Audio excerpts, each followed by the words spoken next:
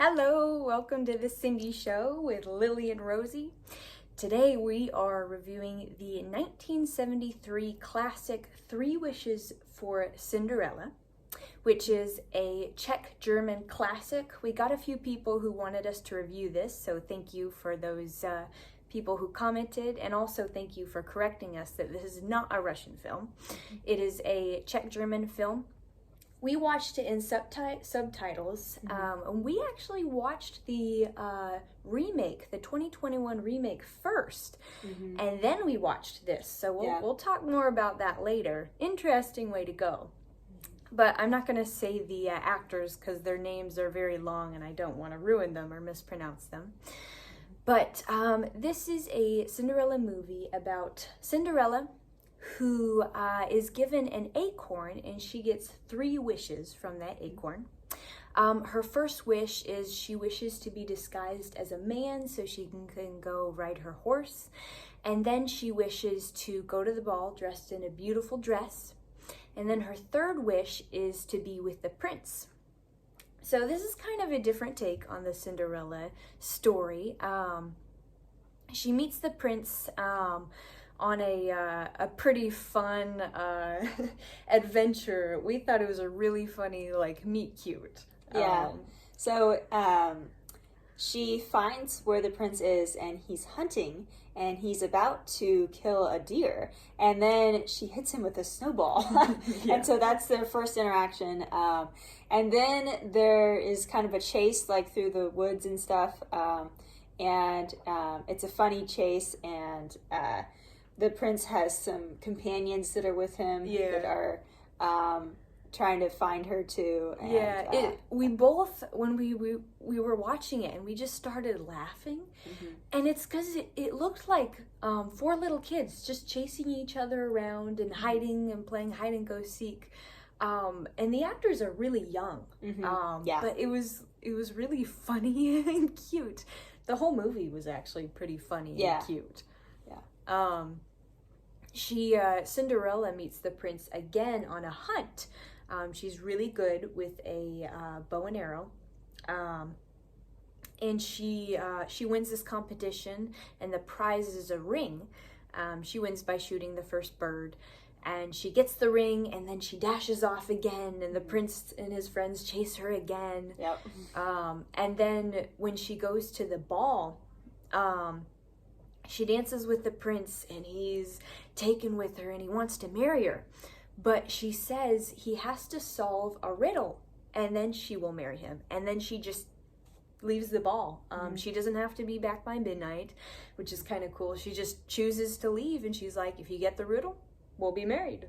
Which is a funny take. That was funny. The castle in this movie is pretty cool, and the music, the horses, that was pretty fun. A lot of similarities between the 2021 version and this version, but also a lot of differences. So there are differences. So the stepmother in the 1973 version, this version, she is a lot more lighthearted. She's kind of cruel, and she speaks harshly to Cinderella and everything, but nowhere near as cruel and scary as the 2021 version, where they made her evil. Definitely the scariest stepmother in any Cinderella movie adaptation. Yes. So in this 1973 version, it's much more lighthearted, and it's more for kids and not overly dramatized. You know? It's a classic though. I actually read that a lot of people watch this movie. It's like a Christmas movie, kind of how we'll watch A Wonderful Life. It's a Wonderful Life, which is kind of cool.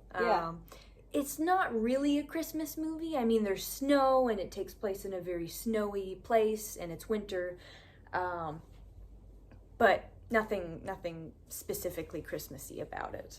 But it was cool. It felt like we were joining in on a classic thing, a tradition that would be a lot of people would have this tradition, and we're kind of joining in on it in our own little way, even though we can't understand the language. We're reading the subtitles. Yeah. So it really did feel like a classic. Yeah. When we were watching it, it felt original and like, I can see how people like it. Yeah, yeah. I was a little worried at first because I wasn't sure I was going to like it. Yeah. And we started the movie and it kept pausing and I was like, oh my goodness, this is old and I don't think I'm going to really enjoy it. But I loved it. Yeah, it was good. It was refreshing. Yeah. How original it was and the original idea. Yeah, it was funny.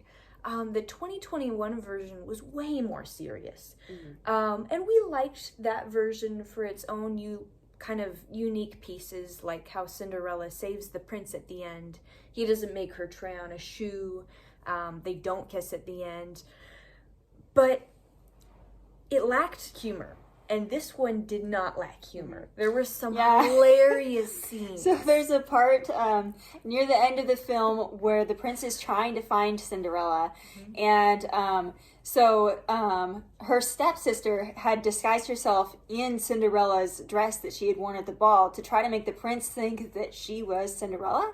And so the prince, the stepsister is like falling in a puddle and everything. And the prince like goes to help her and then he's like, "You're not Cinderella. You're not my bride." He said, "You're not my bride," and like shoves her back in the puddle. And we just thought that was so funny. We burst out laughing. It was too comical. So that was pretty good. Yeah, probably the funniest part in the film. Yeah. It was hilarious. Another thing I liked about this one, it didn't kind of add anything. Of course, it was a lot older than the 2021 version. But that version added kind of a gay minor subplot where they had two people kiss at the end when the leads didn't even kiss. This didn't have that, which is awesome. Yeah. This was a pretty wholesome movie. And the two leads didn't actually kiss at the end of this one, which I actually liked because the actors were both really young. Yeah, very young. They looked like teenagers, which made just kind of their interactions a bit more sweet and innocent. So I liked that they didn't have a kiss at the end. They just rode off on their horses into the snowy sunrise or sunset. Yeah. Which was cool. Yeah. Yeah, so we decided to give this a higher rating than the 2021 version. Yes, we decided to rate this movie a 7 out of 10. Which is higher than the remake. Basically, it was just the humor that got me. A bunch of scenes that were just so funny, and innocent, and a classic that I really enjoyed, and different too. Compared to other Cinderella movies. Of course, there's the whole step family going to the ball.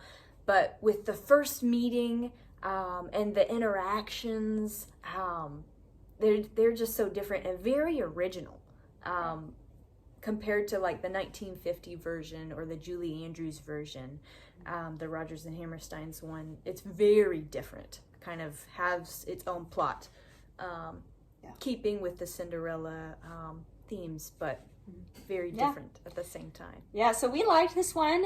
Thank you to those who suggested we watch it. It was very cool to feel like we've been educated in another different version of Cinderella that we should have checked out. So thank you for suggesting that. And we're going to catch you later, but we just want to say Merry Christmas from Lily and Rosie. Thank you for watching, and we'll catch you later. Yeah, like, comment, subscribe, and keep letting us know what Cinderella movie adaptations you would like us to watch and review next. We love getting your comments, and we love, we love watching and reviewing these movies. Yeah. All right, Merry Christmas. Merry Christmas. Bye.